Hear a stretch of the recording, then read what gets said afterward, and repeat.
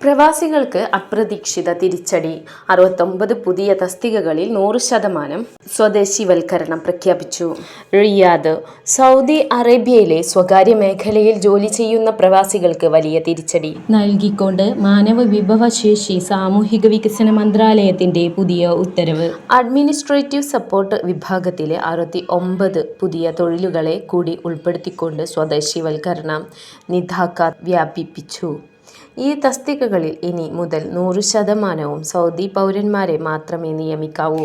April 5 മുതൽ പുതിയ നിയമം പ്രാബല്യത്തിൽ വന്നു. പ്രവാസികൾ ധാരാളമായി ജോലി ചെയ്തിരുന്ന പല സുപ്രധാന തസ്തികകളും പുതിയ പട്ടികയിൽ ഉൾപ്പെട്ടതോടെ ആയിരക്കണക്കിന് വിദേശികൾക്ക് തൊഴിൽ നഷ്ടമാകുമെന്നോ അല്ലെങ്കിൽ ഈ തസ്തികകളിലേക്ക് പുതിയ വിസ ലഭിക്കില്ലെന്നോ ഉറപ്പായി.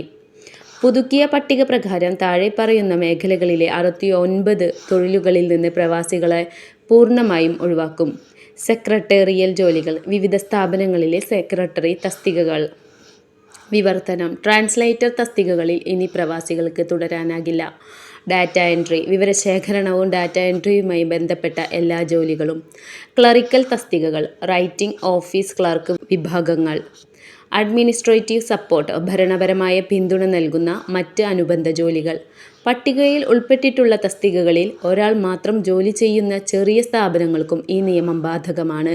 അതായത് ഒരു ചെറിയ ഓഫീസിൽ ഒരു ഡാറ്റ എൻട്രി ഓപ്പറേറ്റർ മാത്രമേ ഉള്ളൂ എങ്കിൽ അവിടെയും സ്വദേശി തന്നെ നിയമിക്കണം. രാജ്യത്തെ തൊഴിൽ വിപണിയിൽ പൗരന്മാരുടെ പങ്കാളിത്തം പരമാവധി വർദ്ധിപ്പിക്കുക എന്ന ലക്ഷ്യത്തോടെയാണ് സൗദി ഭരണകൂടം നീങ്ങുന്നത്. സൗദി യൂണിഫൈഡ് ക്ലാസിഫിക്കേഷൻ ഓഫ് പ്രൊഫഷൻസിന് അനുസൃതമായാണ് ഈ തൊഴിൽ മാറ്റങ്ങൾ നടപ്പിലാക്കുന്നത്. വരും ദിവസങ്ങളിൽ കൂടുതൽ മേഖലകളിലേക്ക് സ്വദേശിവൽക്കരണം വ്യാപിപ്പിക്കുന്നത് പ്രവാസികൾക്ക് ഇനിയും വെല്ലുവിളിയായേക്കാം.